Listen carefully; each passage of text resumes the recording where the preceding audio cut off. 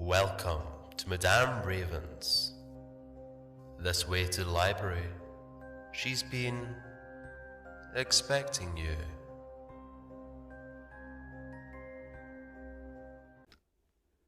Whiskey in the Jar, Part 2.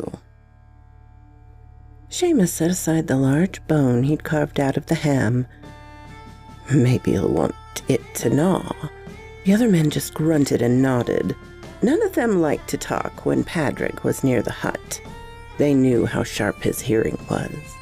Presently, the big outlaw appeared as a shade in the doorway. For just a moment, then he was inside, hovering in the shadows, which seemed drawn to his form. His near-glowing eyes and glittering sharp teeth were the only things clearly visible. Seamus noted that a silver crucifix pendant now hung from a cord around Padraig's neck. The big man stroked the token of faith with fingers that sported black nails like a beast.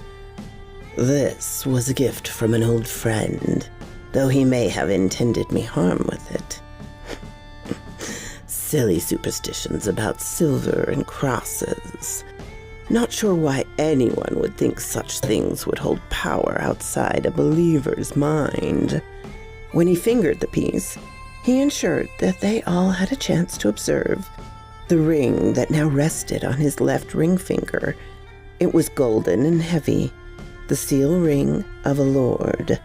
Something that had perhaps been lost, and then lost again when the wrong servant discovered it in the stable after his lord had returned from a long and weary journey. "Nice," Sean commented. "Cross is silver, that ring, though. Probably worth a fortune." "The seal alone," added Henry. Eamon intensely studied the piece of gristle on which he'd been gnawing since Padraig entered the shanty. He didn't like the look in his new master's eyes. They were black and soulless and gleamed in malice. He always felt like he was the ham bone, and Padraig the biggest hound in the pack, when the man, maybe the demon, regarded him. Still, he handled the cross with no obvious discomfort. Unless he was a very powerful demon or witch man, he would have been burned or tortured by it in some way. "Maybe he's the devil himself," he shouted internally, and nearly broke a tooth on the heavy bone in his hands. "We will be moving soon. This place will draw notice if it hasn't already. We need something closer to the main road anyway. That's where all the goodies are to be found." Padraig watched each of his men as they enthusiastically, if insincerely, agreed. He knew that their agreement was false, not about the idea, but about their feelings regarding him, their own fears and misgivings. He bared his fangs just to be certain that they understood the consequences should they disobey him. He didn't care that much what they wanted, but he cared that they feared him more than any consequences that might be imposed by authorities. He already moved the important item, the case of wee jars, to another cache. Nothing else they'd accumulated mattered in his mind. The vital drink was the only thing of real value that he owned. "Stand and deliver," Padraig barked. He blocked the roadway, and his pack moved in from each side to guard the prize. It was indeed a prize. A coach, a rare thing to be found on this road. The past 9 days had seen the crew take many purses and cargoes, but nothing from the truly wealthy. They'd not be retiring any time soon, yet this one, it was a wealthy man's conveyance. This was their golden opportunity.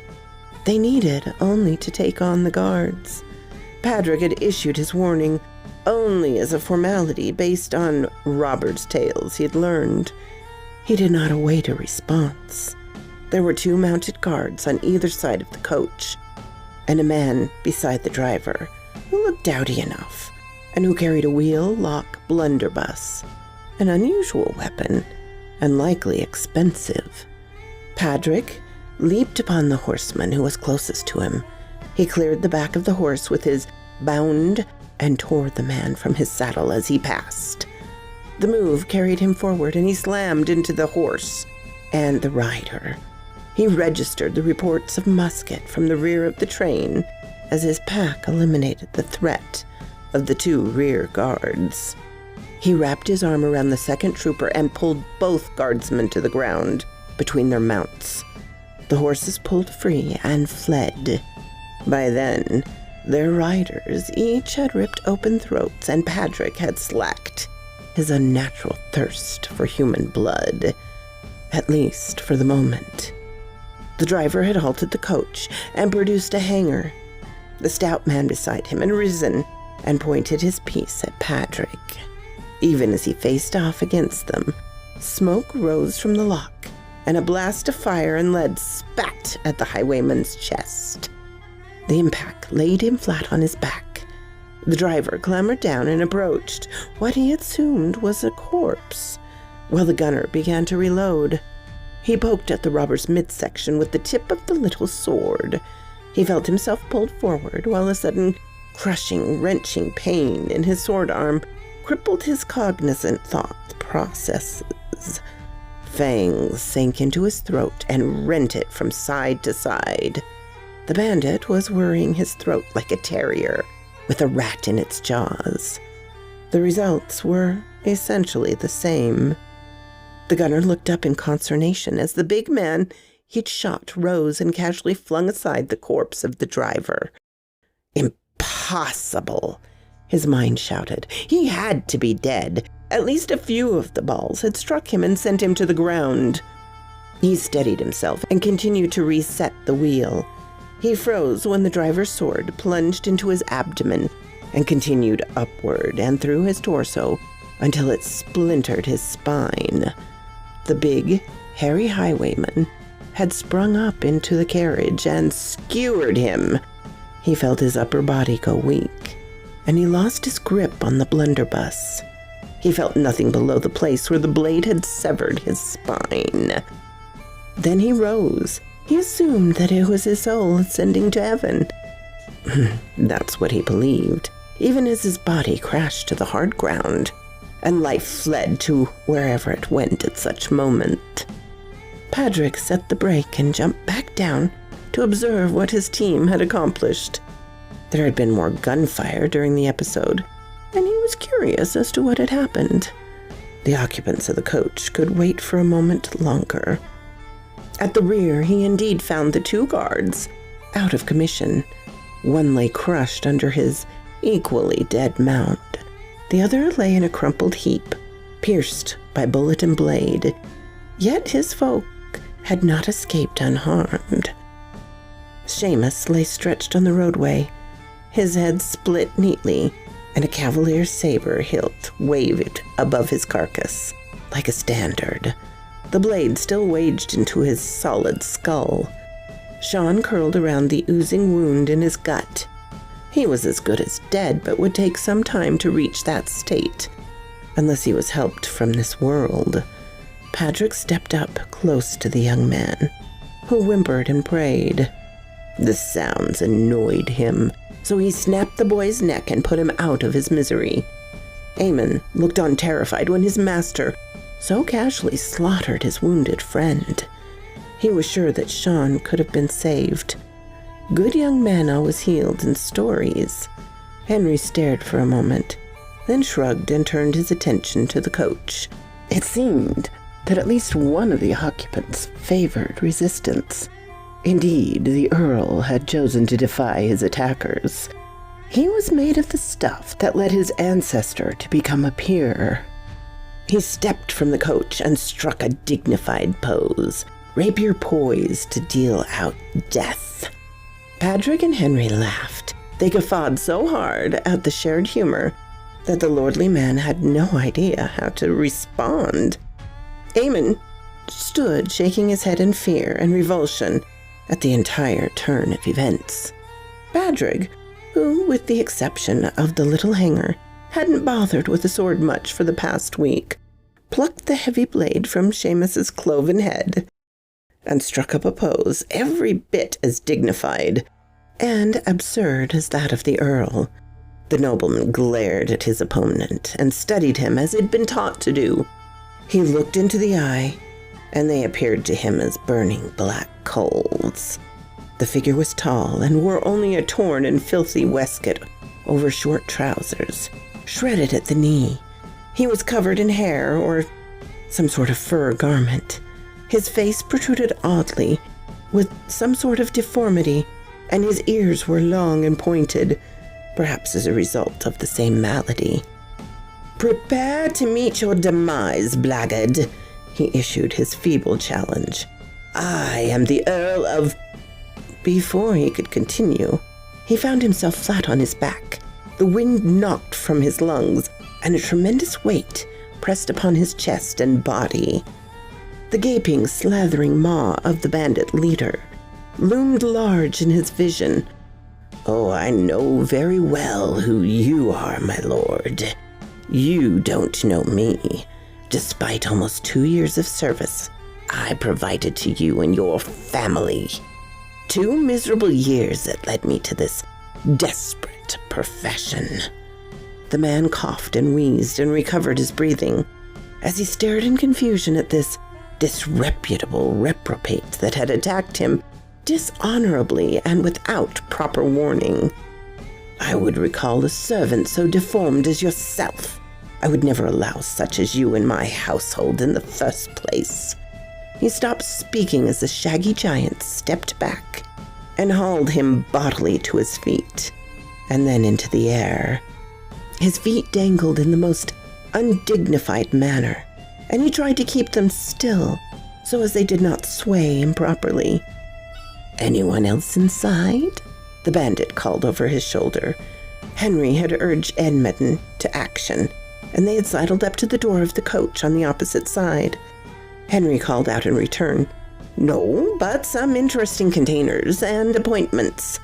Patrick leered at his erstwhile master. He actually admired the man's bravery in the face of certain death. Perhaps he was simply too silly to be scared, but Patrick sensed that it was dignity that the man desired to maintain.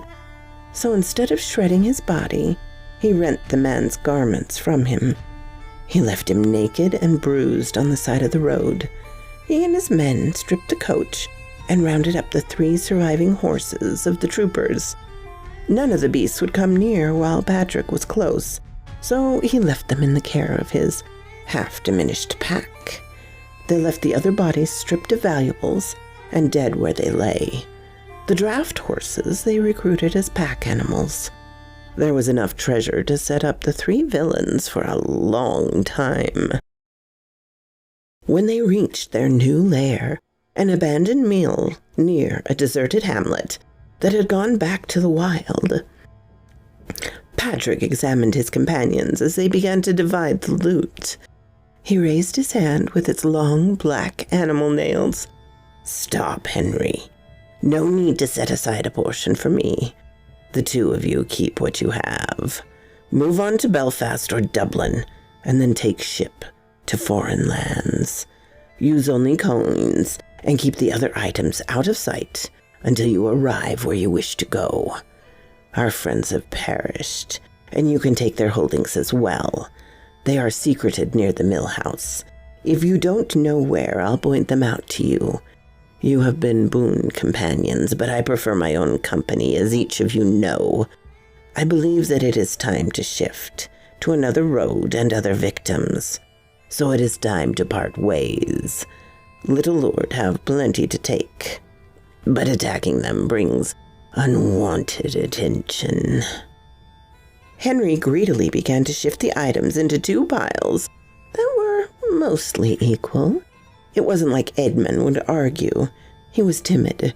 He paused to look up gratefully at his master, but the large being had gone. At that point, Henry stopped dividing the pile and left the lion's share for himself. He'd let Eamon have the little pile in front of him and whatever he'd already collected from earlier heists. Eamon glowered in the way that put upon often did when they felt their betters were not watching. Henry caught him. "What? You don't think this division is fair? You're always moping and fearful. The last to act when things get dicey. Take your hideaway coin and get moving. I'll keep the mill for tonight. Then it's yours to do with as you like." Eamon pouted, but let the larger, more fit man cow him into submission. He scooped up the small pile that Henry had already set aside for him and slunk from the crumbling structure to find other shelter for the night. Henry, meanwhile, rounded up all the remaining fortunes of the little band of outlaws. It was more wealth than he had ever seen, yet had he known, it would not allow him a life of luxury and ease, at least not a long one. Satisfied, he piled on the last of the firewood. It was cool this evening and set up a roaring blaze. There'd been food in the coach, a rich food, unlike the fare he would typically enjoyed. It was a rare old time for him. He slept well and dreamed of avaricious fantasies. Eamon slept in a cold camp, his back curled against the last remaining, if crumbling, wall of the little village. He hugged his pouch to his chest and shivered until exhaustion at last sent him into slumber. Beside him lay a fine pistol he'd filched from the coach, and the gold-hilted rapier of the Earl. The finest of the 3 riding horses and one of the draft horses whickered softly in their hobbles and munched on grass under the stars. Eamon didn't know much, but he was an excellent judge of horseflesh. Patrick, in the meantime, downed one of his last draughts. He only had one left. Each one had left him more beastly in mien and build, yet they had also gifted him with unimaginable strength. His mind was still his own, most of the time. He tore the ruined waistcoat from his frame and tossed it into the bushes. He had a visit to conclude and an old comrade to set straight. It would be a long night, and it was already nearly evening when he set out. He wondered if he passed the Earl along the way. The peer of the realm had managed to clothe himself, after a fashion, before he set out on his journey. The clothing of the dead guards and driver had not been nice enough for the reavers to pinch, and it had been mostly soiled in the death throes of the men. He now had the overlarge trousers of the coach guard pulled up around his waist and secured with a belt from one of the other men. He removed a torn and bloodied coat from another and pulled some material from the lined walls of his transport to make a ragged cloak. He had recovered a small blade from his culinary ware that the highwaymen had dropped in their rush to load the horses and be on their way, and was able to hack away at the cloth he required. Finally, he removed enough strips of wool from the remaining garments that he was able to wrap his feet. Then he set out, not for town and not for his estate, but for the fort he knew to be near the next settlement. He was famished and ached from his wounds, but determined to set things right along this road and to recover what he could of his belongings and his dignity. Bill paced the yard near the back wall of the Earl's manor. It was day 9, and he knew that there was no way he would be able to obtain the sum Patrick had demanded. He had a little more than half, yet he feared that the man would not be satisfied. He wasn't sure that Patrick would honor the agreement anyway. He'd always been contrary in his actions. He knew that he couldn't fight the big man on his own, or even with a stick. He feared that Patrick had become something strange and worse than anything he'd ever known. He hoped that the silver crucifix, which had belonged to his great-grandmother, would singe the flesh and eyes from the monster. But he had to be sure. He would have had more money, but he'd invested some in a project. He'd paid the smith to insert a silver penny into the blade of a large dirk he'd obtained from within the Earl's armory. It was a wedge-shaped blade, very sharp from years of stropping and sharpening, and worn down from a wider, old-fashioned dagger. The smith had suspected the origin of the blade, and had gouged him on the price because of the risk to himself. But this was about survival. He couldn't be stingy. When it came to preserving his own life, it wasn't all that late, but already after dark. There were still lights in the place, around the manor, and quarters to display that most of the inhabitants were still awake. He caught sight of Molly as she slinked her way towards the constable's quarters. They'd likely marry soon. The steward seemed to approve. He sat and gathered wool and worried and finally dozed. He was awakened by a grunting chortle from a throat that was no longer able to make the sounds the way an ordinary human would. He startled awake and rose. Gruff, barely decipherable words rumbled from a deep chest concealed somewhere in the shadows. "You've lost some girth, Billy, and your cheeks have gone from round to hollow like your eyes. Haven't you been eating well, bucko?" Billy understood who owned that alien voice, despite the metamorphosis in it. I thought you said 10 days. Today was only 9. I have almost all of it," he lied. There was a raspy chuckle. "Oh, but Billy, it is day 10. The midnight chimes sounded a while ago. I did not say what hour I intended to collect my sum. After last time, I no longer trust you. You intended to attack me, to intentionally beat me out of what you owe." I was only afraid last time. After all, you know what treasure I held." Billy prevocated in hopes of a miracle taking form. Ominous laughter sounded from directly behind him. A paw extended into his view from over his shoulder, and on it gleamed the Lord's ring. In the palm rested the silver crucifix. "Take the cross. It is the one thing on which you told the truth." Billy, quaking in terror, did as he was bid.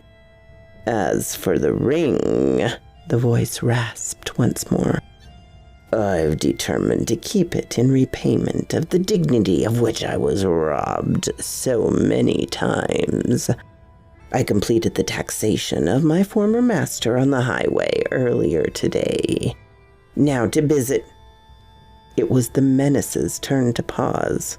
When the breeze shifted, I smelled sweet Molly. "Is she in the yard?" A thrill ran through Billy as he realized a chance to shift the wicked intentions towards another target. She passed some time ago, on the way to the constable's quarters." He felt a hot, wet trickle run down his leg when the voice descended into a bestial growl, loud enough to set the hounds baying from over in their kennels, and the horses in the stable neighing and shuffling in fear. Perhaps he'd misjudged the potential for ire in the savage beast of his tormentor. He dug into his waistcoat, now slick with sweat despite the cool evening. He would get only one chance for this, and he had to take a risk. "I think old Fleming has already approved their marriage, and will propose it to his lordship." The growl indeed grew in volume and ferocity, and rose to a roar of rage. Every beast on the premise was alerted and based on the shouts and calls, many of the human staff, even as the last strains of the noise issued from the creature. Billy turned and stabbed as hard as he could with the blade. It plunged satisfyingly between the large ribs and into the vitals of the unholy monstrosity. The howl of agony and fury that slammed into his face caused Billy's eardrums to burst and all perceptions of sound to cease. He felt huge hands seize each side of his head, and then a painful tuck and a ripping sensation in his neck. His final few synapses formed to display the horror of the huge wolf-like man as it drank the fountain of blood from his body. Funny. I guess he ripped off my head, the bloody bandit. And Billy was no more. Patrick was hurt badly despite his exceptional vitality. The gush of blood from Billy's ruined neck had helped, but he could feel himself losing as much from the wound as he had replaced from draining Billy's body. He pulled out the blade in his chest and flung it aside, then bound through the gate and into the night. The sounds of a thoroughly roused manor house followed him. They would not pursue him in the dark, and they would have been terrorized and confused by Billy's cadaver.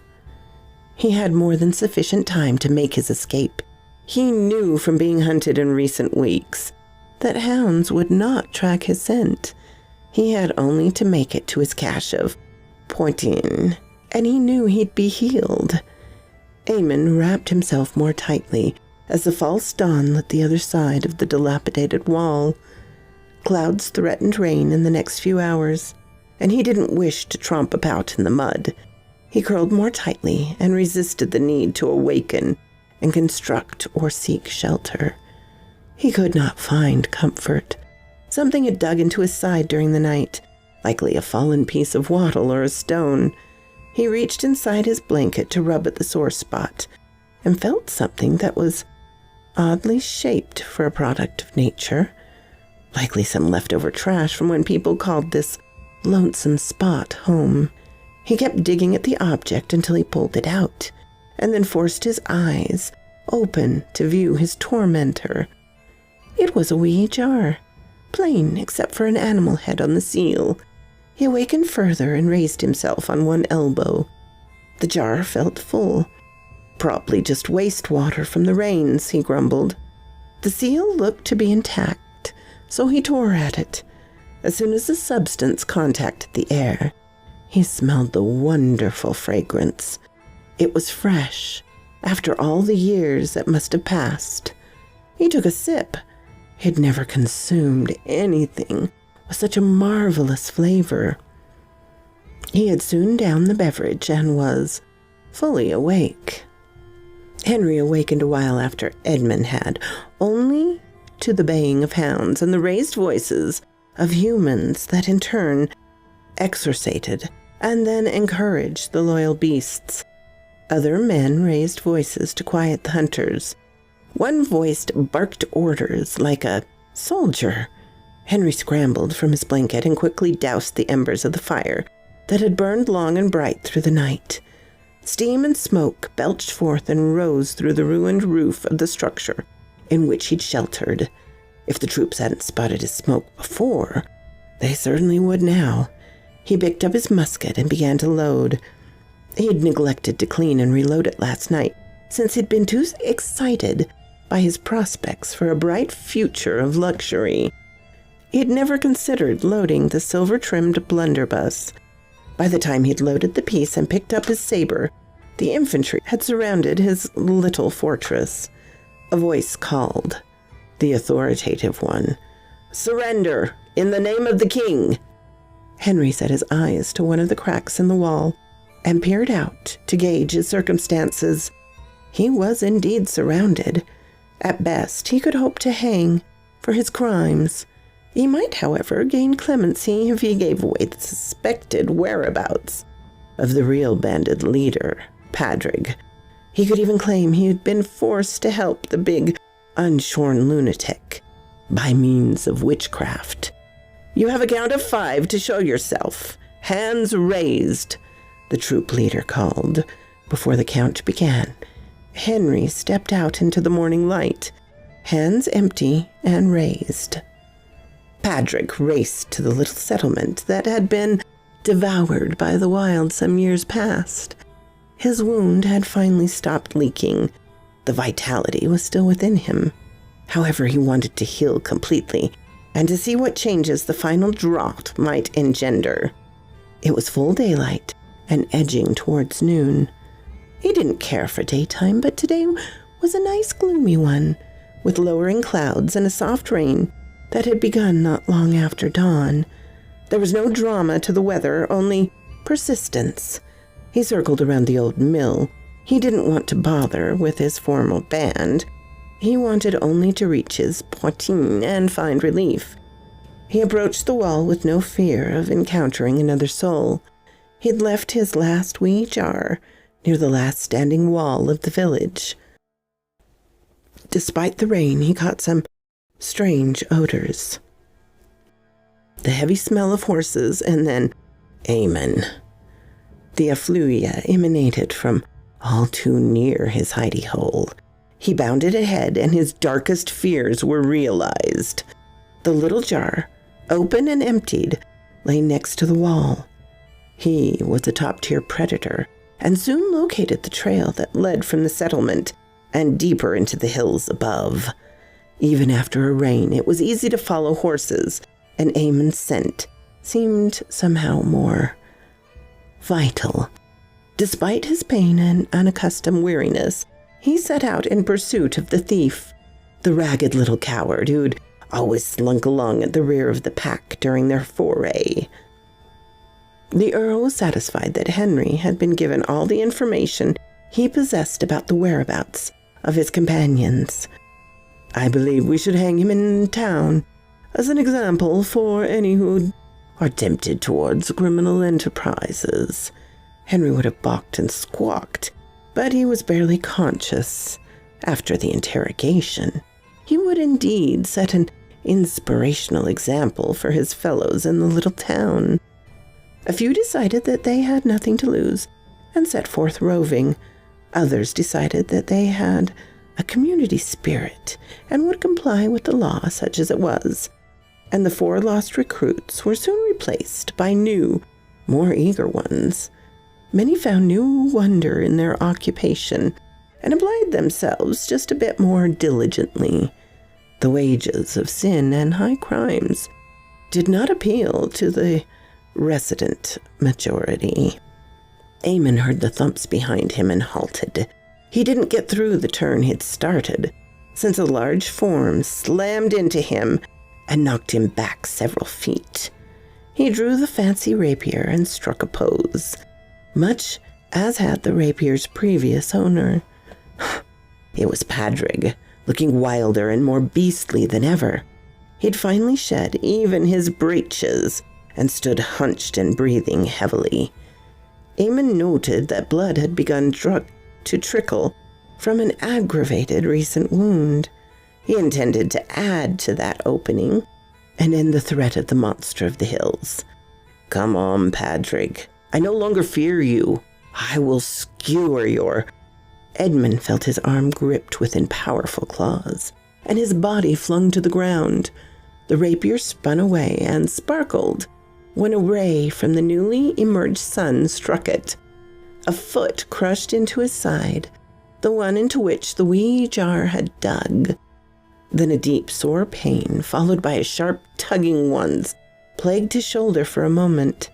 He felt a rush from his heart as the blood fountained and then was drawn from where his sword arm had been. He heard noxious gulping and slurping sounds as Padraig gorged himself on Eamon's blood, poiteen tonic and all. He heard the panic neighs of his horse and the thunder of their hooves on the turf as they ran away in search of a sturdier master. Then he heard nothing more in his life. Padraig ran the hills in glee under the newly risen full moon. He didn't truly think of himself as Padraig anymore. Names did not concern him. He ran about on all fours and felt freer than he ever had, clumsily stumping along on 2, using only half his resources for running. He stopped for a moment and howled. He knew that the sounds would strike fear into anyone caught out after nightfall, though he stalked travelers along the various trails and treks of the wild. He no longer sought golden treasures.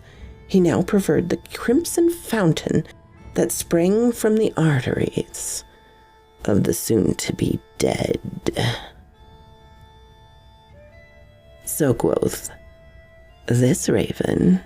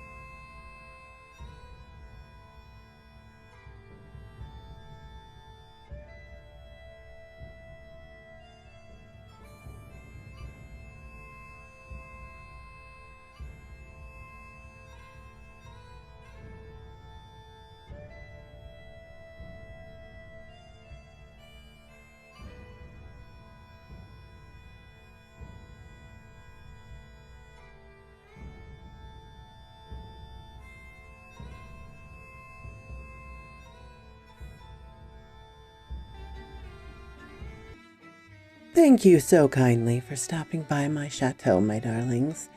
It does mean so much to me. Please, if you have not subscribed, as many of you have not, please do so. Give me a like so I know what you would like to hear. And comment. I always love to read your comments. And special thanks to my Patreon and membership supporters. Ciao, darlings.